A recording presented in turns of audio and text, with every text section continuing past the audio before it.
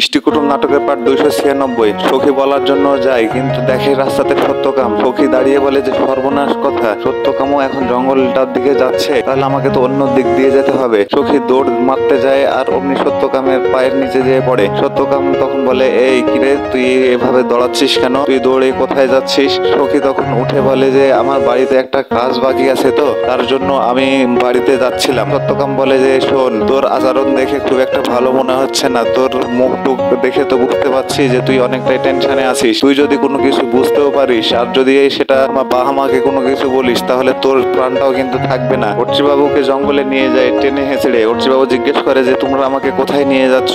মঙ্গলকে ধুলো বলে, এই এত কথা বলার কি আছে রে, আর ব্যাগটা আগে নিয়ে নে, আর ব্যাগে তো টাকাও আছে দেখছি।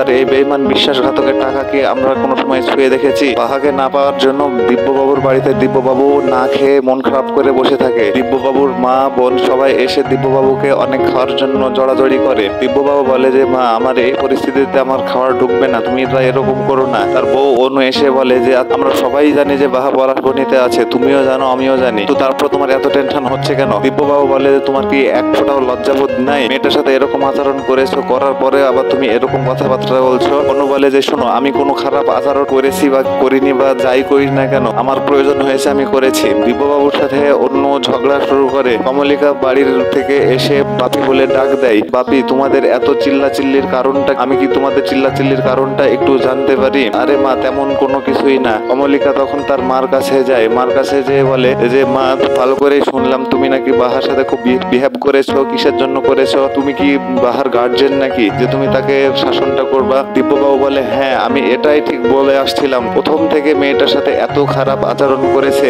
সেটা তো তার করার কোনো দরকারই নেই। মল্লিকা বলে যে ভাবি, তুমি তো তোমার গোটা লাইফে কখনো এগুলো খেয়াল করোনি, তোমার সংসার জীবনে কে কিভাবে চলেছে, তুমি কিসের জন্য সে মেয়েটার দিকে এত খেয়াল রাখলা? সে মেয়েটা আদিবাসী বলে না তোমার তার প্রতি অনেক বেশি দায়িত্ব বোধ আছে, কোনটা তুমি একটু ভালো করে আমাকে ক্লিয়ার করে বলো তো। দিব্যবাবু তেমন কোনো কিছু বলতে পারে না। সখী বাহাকে খবর দেওয়ার জন্য জান প্রাণ ছেড়ে দিয়ে দৌড়ে। আর বাহা সিঁদুর নিয়ে ভাবে যে এই সিঁদুরটা আমি এখনো তোর জন্যই পড়ছি, তো আমি কেনই বা পড়ছি, কিন্তু আমার তো কোনো কিছুই করার নেই রে, তোকে তো স্বামী বলেই মনে করেছি। বাহামণি তার সিঁথি দেখে, সিঁদুর দেখে, দেখতে দেখতে হঠাৎ করে সিঁদুরটা হাত থেকে পড়ে যায়। সখী এসে বলে যে বাহা, তোর মা কই রে? বাহা বলে মা তো স্নান করতে পুকুরে গেছে। কেন, কি হয়েছে? বাহাকে বলে যে তোর জামাইটা এসেছে, তোর জামাইটাকে নিয়ে মঙ্গল ধুলো আর জঙ্গলে গেছে, সত্যকামও গেল। বাহা তখন বলে কেন, কিসের জন্য জঙ্গলে নিয়ে গেল? বাহাকে বলে যে এই তুই এখনো বুঝতে পারছিস না কিসের জন্য নিয়ে গেল? কোনো একটা ঘটনা ঘটাবে বলেই তো নিয়ে গেছে, তো আমাদের আর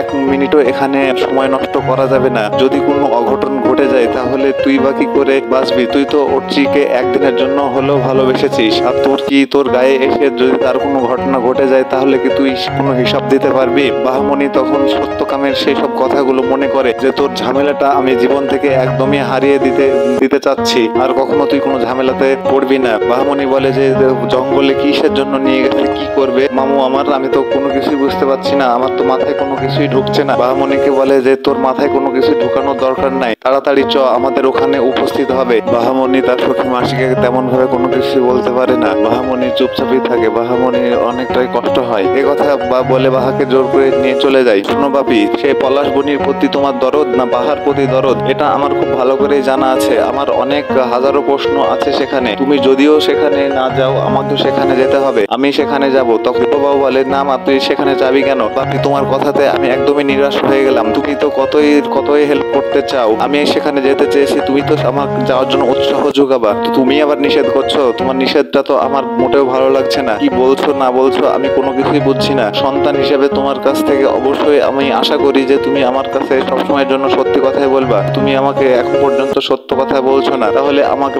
নিজেই সেখানে উপস্থিত হয়ে যেতে হবে। আমি যে প্রকল্পর কাজ পেয়েছি আমি সেখানে যে কাজগুলো করব, আর আমার যে ওখানে কিসের পরিচয় আছে, কি অতীত আছে, সেটা আমিও খুব ভালো করে দেখবো। আমার খুব ভালো করে জানার দরকার আছে। আমি জানতে চাই। দিব্যবাবু আর কোনো কিছুই বলে না। দিব্যবাবু সেখানে চুপচাপ দাঁড়িয়ে থাকে। আমি এই বাড়িতে দুইটা বিষয় তোমাদেরকে ক্লিয়ার করি। আমি বাড়িতে থাকবো, কোনো হিসাব দিব না, আর আমি যে পলাশবাড়িতে কখন কিভাবে যাচ্ছি এটাও তোমাদেরকে জানাবো না। অর্চি বলে যে আচ্ছা, আমি যে দোষ করেছি এটা কি বাহার নিজের মুখে কবুল করেছে? যদি বাহার নিজের মুখে কবুল করে থাকে তাহলে আমাকে গুলি করে মেরে ফেলো, আমার কোনো আপত্তি নেই। বাহা যদি কবুল না করে তাহলে কিন্তু আমি তোমাদেরকে একটা কথা বলতে চাই, আমি কিন্তু তোমার জীবনটা বাঁচিয়েছিলাম নিজের লাইফ রিস্ক নিয়ে, কিন্তু আমি এটা কখনোই বলবো না। বাহা যদি আমাকে অপরাধী বলে তাহলে আমি আমার জীবনটা অবশ্যই শেষ করে দেব। সত্যকাম অগ্নি তার ব্যাগ থেকে পিস্তল বের করে মঙ্গলধলোর দিকে তাক করে আর বলে, এই তোদেরকে কখন থেকে বলছি বেঁধে ফেল, তোরা কাজের সাথে কোনো কাজ করছিস না, শুধু বক বক করেই যাচ্ছিস। তোদের বক বকানি শোনার মতো আমার সময় নাই রে, ওদেরকে বকে। অর্চি বলে যে সত্যকাম, তুমি ওদেরকে না বকে তুমি আমার দিকে তাকাও। তোমার আমার প্রতি এতই ঘৃণা হচ্ছে যে তুমি আমার দিকে তাকাতেও পারছো না। আমার দিকে কিসের জন্য তুমি তাকাতে পারছো না? আমার চোখের দিকে তাকাও, গুলিটা তুমি আমার বুকে করো, আমার কোনো আপত্তি নেই। আমার খুব ভালো করে মনে আছে তোমাদের গ্রামবাসীর কাছে কিন্তু আমি দুইবার